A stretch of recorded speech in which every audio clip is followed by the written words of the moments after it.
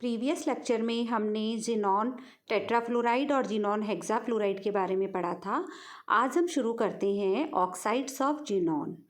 Xenon के प्रमुख रूप से दो ऑक्साइड होते हैं। फर्स्ट इज ट्राईऑक्साइड और second is tetroxide. First is xenon trioxide. Xenon trioxide को प्रिपेयर करने के लिए हमें जिनॉन हेक्साफ्लोराइड का स्लो हाइड्रोलाइसिस करवाना होता है। Xenon trioxide prepared by slow hydrolysis of xenon tetrafluoride। यहाँ स्लो हाइड्रोलाइसिस से हमें XeO3 प्राप्त होता है। इसके अलावा भी जिनॉन हेक्साफ्लोराइड की जब सिलिका या जल की अधिक मात्रा के साथ में स्लो रिएक्शन कराई जाती है तो जिनॉन ट्राईऑक्साइड प्राप्त होता है।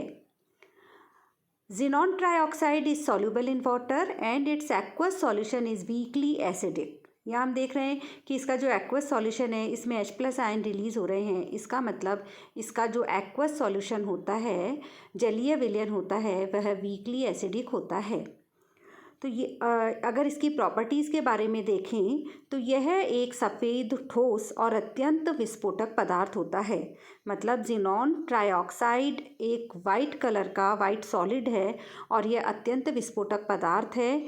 यह जल में विलयनशील होता है और इसके जलीय विलयन में अगर हम देखें तो जलीय विलयन में H+ आयन निकलते हैं। इसका मतलब यह वीकली एसिडिक कंपाउंड की भांति व्यवहार करता है। इसके अलावा इसका जो बेसिक सॉल्यूशन होता है, इसका मतलब यह है जिनॉन ट्राईऑक्साइड को अगर हम बेस में डालें या बेसिक सॉल्यूशन में डालें तो यह परजिनेट आयन के रूप में एक पीले रंग का विलयन देता है। परजिनेट इज XeO6 4-। ये जो विलयन है मतलब इसका क्षारीय जो विलयन है यह एक प्रबल ऑक्सीकारक की भांति व्यवहार करता है। अब आता है कि जिनॉन ट्राईऑक्साइड की क्या स्ट्रक्चर है। तो इसकी संरचना में हम देखते हैं कि इसमें sp3 हाइब्रिडाइजेशन पाया जाता है और इसका जो स्ट्रक्चर है वह एक त्रिकोणीय पिरामिडल मतलब ट्राइगोनल पिरामिडल अणु प्राप्त होता है। हम ये देख रहे हैं कि जिनॉन के आउटर मोस्ट ऑर्बिटल में 8 इलेक्ट्रॉन होते हैं। इस संरचना में हम देख रहे हैं कि 1 लोन पेयर ऑफ इलेक्ट्रॉन है और 3 ऑक्सीजन के साथ में यह सिग्मा बंध बना रहा है। इस प्रकार बने हुए 4 sp3 जो हाइब्रिड ऑर्बिटल होते हैं एक टेट्राहाइड्रल आकार में विन्यासित होते हैं, जिसके ऊपर की इनमें से एक कक्षक के पास एक लोन पेयर ऑफ इलेक्ट्रॉन होता है और जो बचे हुए 3 के पास में loan pair of electrons 3 oxygen के साथ में सिग्मा बॉन्ड बनाते हैं और जो 3D कक्षक होते हैं उसमें जो लोन पेयर होते हैं वो अन्य ऑक्सीजन 3 ऑक्सीजन के साथ में p-pi-d-pi बॉन्ड बना लेते हैं। इस प्रकार हम देखते हैं कि जिनॉन ट्राईऑक्साइड एक ट्राइगोनल पिरामिडल अणु का आकार प्राप्त करता है। अब हम देखते हैं जिनॉन टेट्राऑक्साइड XeO4।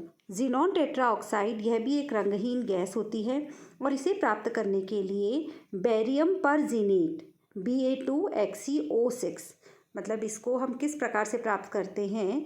बेरियम परजिनेट की रिएक्शन जब सल्फ्यूरिक अम्ल से कराई जाती है तो हमें जिनॉन टेट्राऑक्साइड प्राप्त होता है। It is prepared by treating barium pergenate with anhydrous sulfuric acid।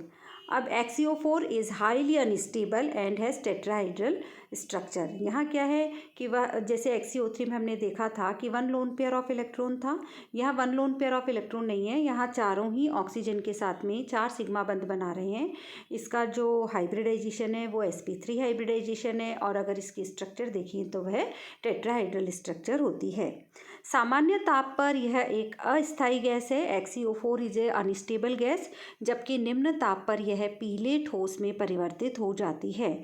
और जिस प्रकार से XeO3 एक विस्फोटक पदार्थ है उसी प्रकार से -40 डिग्री सेंटीग्रेड पर यह विस्फोट करता है। स्ट्रक्चर में हम देख रहे हैं कि यह एक sp3 हाइब्रिड चतुष्फलकीय अणु होता है और प्रत्येक जिनॉन परमाणु 4 ऑक्सीजन परमाणु के साथ में एक सिग्मा बंध और एक पाई बंध बनाते हैं।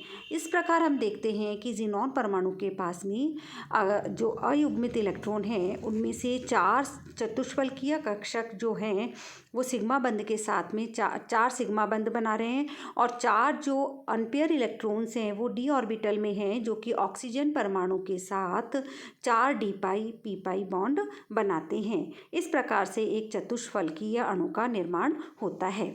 इसके अलावा हम देखते हैं, जैसे हमने ज़ीनॉन के जो कंपाउंड्स पढ़े थे, xenon trifluoride, xenon tetrafluoride, xenon hexafluoride, oxides में हमने देखा xenon trioxide and xenon tetroxide. इसके अलावा हम देखते हैं कि ज़ीनॉन के कुछ मतलब कुल मिलाकर 3 ऑक्सीफ्लोराइड भी हैं, मतलब ऑक्सीजन और फ्लोरीन से भी ये कंबाइंड कंपाउंड बनाता है, जिन्हें हम ऑक्सीफ्लोराइड कहते हैं।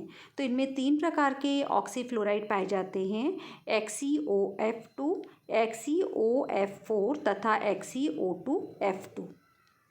अब सबसे पहले हम देखते हैं ज़ीनॉन डाईऑक्सी मतलब xenon oxy difluoride. Xenon oxy difluoride means XE, xenon oxy means OF2, difluoride मतलब F2, XeOF2।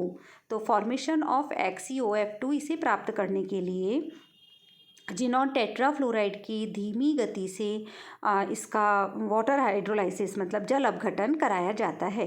तो XeF4 react with H2O in -80 degree centigrade पर जब हम इसकी रिएक्शन करवाते हैं तो हमें XeOF2 प्राप्त होता है। अब XeOF2 की जब हम संरचना देखते हैं तो इनमें sp3 डिहाइब्रिडाइजेशन पाया जाता है, और यह ट्राइगोनल बाईपिरामिडल मतलब इसका जो आकार होता है वह टी शेप का होता है, लेकिन sp3 डिहाइब्रिडाइजेशन में ट्राइगोनल बाईपिरामिडल आकार होते हैं, जिनमें 5 कक्षक होते हैं और 2 इक्विटोरियल कक्षक के पास में 2 लोन पेयर ऑफ इलेक्ट्रॉन होते हैं। और इस प्रकार हम देखते हैं कि ज़ीनॉन XeOF2 की जो आकृति होती है वो टी शेप की आकृति होती है। इसके बाद में सेकेंड जो ऑक्सीफ्लोराइड है वो है ज़ीनॉन ऑक्सी टेट्राफ्लोराइड मतलब XeOF4, और xenon deoxy difluoride means XeO2F2। अब सबसे पहले हम देखते हैं कि ज़ीनॉन हेक्साफ्लोराइड की रिएक्शन जब हम जब ज़ीनॉन हेक्साफ्लोराइड की रिएक्शन सिलिका से कराई जाती है तो हमें ज़ीनॉन ऑक्सी टेट्राफ्लोराइड और ज़ीनॉन डाईऑक्सी डाईफ्लोराइड दोनों ही प्राप्त होता है, लेकिन हम देखते हैं कि ज़्यादा मात्रा में हमें XeO2F2 मतलब ज़ीनॉन डाईऑक्सी डाईफ्लोराइड प्राप्त होता है। अगर हम ज़ीनॉन हेक्साफ्लोराइड का जल अपघटन भी कराते हैं तो हमें जल अपघटन कराने से XeOF4 प्राप्त होता है, मतलब ज़ीनॉन ऑक्सी टेट्राफ्लोराइड प्राप्त होता है, और ज़ीनॉन ऑक्सी टेट्राफ्लोराइड का फर्दर हम जल अपघटन कराते हैं तो हमें ज़ीनॉन डाईऑक्सी डाईफ्लोराइड प्राप्त होता है। ये दोनों के दोनों रंगहीन द्रव हैं जो कि हाइड्रोजन फ्लोराइड में विलयशील होते हैं। अब हम संरचना की बात करें तो XeO4 में जो हाइब्रिडाइजेशन है वो है sp3d2 हाइब्रिडाइजेशन पाया जाता है, और इसकी जो आकृति है वह आकृति, क्योंकि sp3d3 में जो आकार हो वो होना क्या चाहिए था, अष्टफलकीय आकार, लेकिन due to the presence of 1 lone pair of electron तो हम देखते हैं कि जो ज़ीनॉन है वो 4 फ्लोरीन के साथ में सिग्मा बंध द्वारा बना हुआ है, बंध के द्वारा बंधा हुआ है, और एक ऑक्सीजन के साथ में भी सिग्मा बंध है और एक पाई बंध है। यहाँ हम देखते हैं ज़ीनॉन के पास 1 लोन पेयर ऑफ इलेक्ट्रॉन है, तो ज़ीनॉन ऑक्सी टेट्राफ्लोराइड की जो आकृति है वह वर्ग पिरामिडल मतलब स्क्वायर पिरामिडल होती है। अब हम बात करते हैं structure of XeO2F2 xenon dioxide difluoride. तो ज़ीनॉन XeO2F2 अणु बनाने के लिए ज़ीनॉन परमाणु को 6 अयुग्मित इलेक्ट्रॉन की आवश्यकता पड़ेगी, क्योंकि बंध दोनों ऑक्सीजन परमाणु के साथ बनाने के लिए और 2 बंध दोनों फ्लोरीन परमाणु के साथ बनाने के लिए।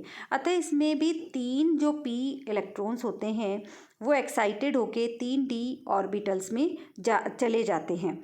इसमें हम देखते हैं कि 2 इलेक्ट्रॉन तो जो 2d इलेक्ट्रॉन्स हैं वो दोनों ऑक्सीजन परमाणु के साथ में p पाई डी पाई बंध बनाएंगे, और शेष जो 1d होगा वह sp3 से के साथ में मिलकर sp3 डिहाइब्रिडाइजेशन करेंगे। तो हम देखते हैं कि XeO2F2 में भी sp3 डिहाइब्रिडाइजेशन पाया जाता है।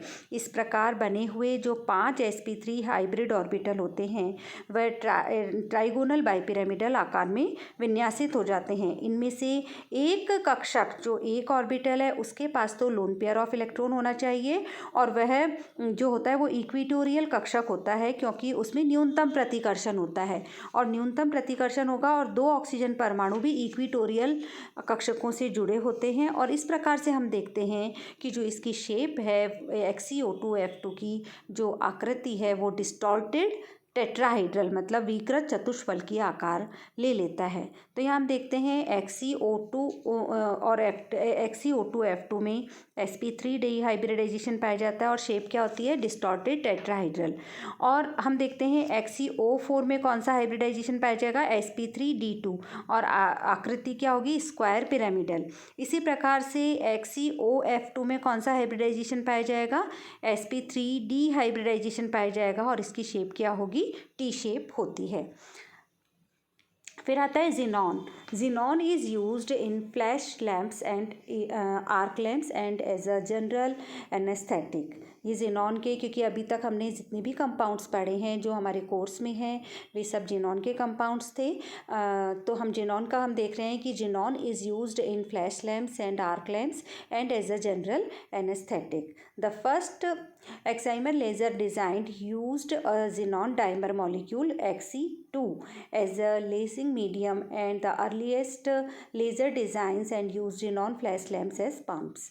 Xenon is used to search for hypothetical weakly interacting massive particle and as the propellant for ion thrusters in spacecraft.